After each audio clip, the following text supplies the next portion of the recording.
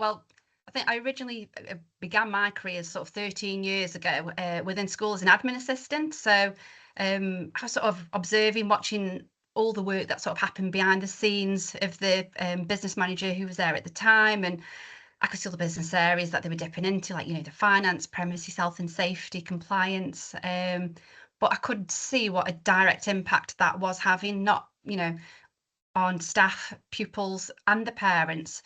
But even though that wasn't visible to everybody, I could still see what was happening behind the scenes. And, I wanted to be a part of that, maybe a bigger part of that than what I was just doing, just purely as the admin assistant. So I could see exactly, what a positive and sort of purposeful, impactful that role was on education. So over the past sort of 13 years, I've been sort of motivated by the opportunity to make a difference on a sort of larger scale, because I'm now my school converted to an academy in 2018. So I've sort of completed my CSBM, DSBM, you sit through your AATs. So now I'm sort of a CFO and COO. So I sort of deal with all these operations over 4 schools. But I think what has mainly kept me in the role is sort of the variety, the challenge, I think the sense of impact, because I do get a lot of job satisfaction from what I do. And I think to be in this role, I think we all must get that satisfaction, because, it is very challenging. No 2 days are ever the same. But I enjoy that variety and being able to sort of solve problems, looking at improving systems for the better fit for others, and supporting leaders as well, so they can focus on delivering the education and outcomes for children, and I can deal with the business side. So I've seen everything at grassroots. So when I'm sort of working with others within my sort of teams, I've been there, I've done that, you know what I mean? So it says that understanding of the role and the needs and demands of it as well, because I think that's the key. People need to understand what the role actually involves, because I don't think people understand the complexity of what we do. But I think, this profession does continually challenge you to grow. And because education, it is continually evolving. And I think as professionals, we do require that additional resilience, adaptability and strategic thinking. So I genuinely believe that within our profession, we do have that unique ability to help support shaping the future, and opportunities for young people. So I feel privileged to be a part of that journey. Gosh, I think when it felt really surreal to win School Business Leader of the Year. I was totally overwhelmed with the support and gratitude that I received, sort of personally and professionally, from others. I think personally, it came at one of the most challenging times of my life. I was diagnosed with breast cancer in June 24, and I continued to sort of work through my treatment, which I had chemotherapy and radiotherapy, and that was until sort of January 25. And I did continue to work where possible, and I was supported by my trust. They sort of give me the flexibility within my role, because again, I think one of the things we learned from COVID was business continuity plan kicks in. You can work from home if you need to, and for me, I needed to do it for my own mental health, in order to stay sort of in control of something within my life. I think at the time when cancer brought me a great deal of uncertainty, I felt I'd just lost control of certain aspects of my life. And I think work gave me purpose. It sort of gave me structure, a focus. And there were moments where I sort of did question my own ability, my confidence, my own sort of self-worth. So receiving this recognition for a role that I am deeply passionate about and have worked so hard to get to where I am, it just reminded me of sort of how valued that I was. And it did give me a sort of renewed motivation during a really difficult time. So yeah, that was just absolutely meant the world to me at the most lowest point of my profession at that moment. But I think professionally, the award give an opportunity really to shine on the wider business leadership profession. And I think it just really highlights the vital work that we continue day in, day out.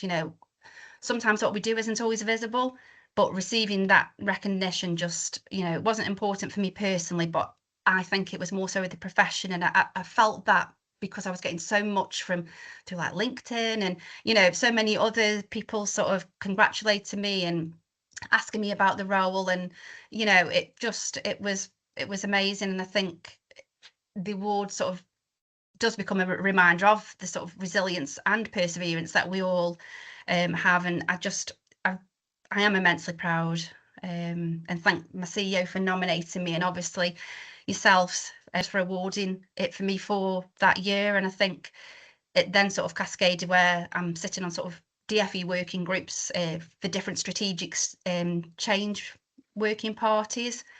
And then I got awarded School Business Leader for 2026. Incredibly humbled. I'm like, oh, it's a bit of a cascade, but it's nice that it's this sector is being recognised on a wider scale. So yeah, amazing. I think school business leaders have significant and an increasing sort of strategic impact on schools today. I think particularly in the context of like, your financial pressures. We've got more accountability, and we've got complexity now of schools, especially running multi-academy trusts. I think as school business leaders, we are pivotal in the effective running of and sustaining of the schools, really, because I think schools now sort of operate at such highly complex organisations. I think we are the main drivers of operational efficiency and compliance, because, we're looking over finance, procurement, health and safety, HR. And now we're moving into this digital era, and we've got more IT infrastructures. It is allowing us to sort of focus on the business side and allowing head teachers and other staff to focus on teaching and learning priorities, and just, ensuring the priorities are met and outcomes are directed correctly for the pupils. Role has evolved significantly from when I entered the profession 13 years ago. And again, that is in terms more of the strategic sort of pressures and accountability that is put into school leadership.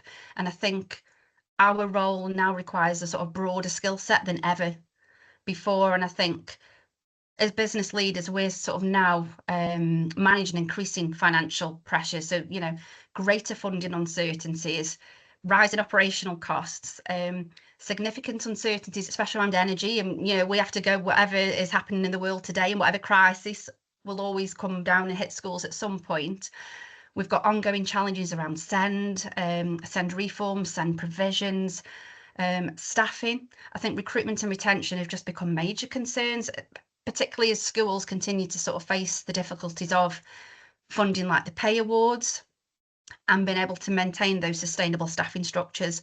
I think there's just so many complexities along those particular operational pressures. But I think alongside that, I think the scope of the role's expanded. So I think because we're now responsible for, as I said before, like the finance, HR, GDPR, health, and the increasing sort of digital climate we're in, now we've got, more so on estate. So like, following all the good estate management guidance, there is a lot of complex responsibilities for us. And I think we need to make sure our knowledge is up to date in order to sort of comply and to give informed sort of strategic information to senior leaders and governors as well. So again, I think more strategic tools have come out in terms of the financial pressures, like we've been using ICFPs now, which, was technically been used probably a few years ago, but now I think it's ever so more, accountable for us to be using those sort of tools. And an even greater sort of need for additional income generation to support the budgets, because I think we're finding there isn't enough coming through from, funding formulas or from local authorities, so schools are under pressure to find additional income to support, our school development plans and the needs for the children within our care. I think in terms of the future, I think it's probably greater recognition of the school business leader role, but more as a sort of senior strategic leader within education.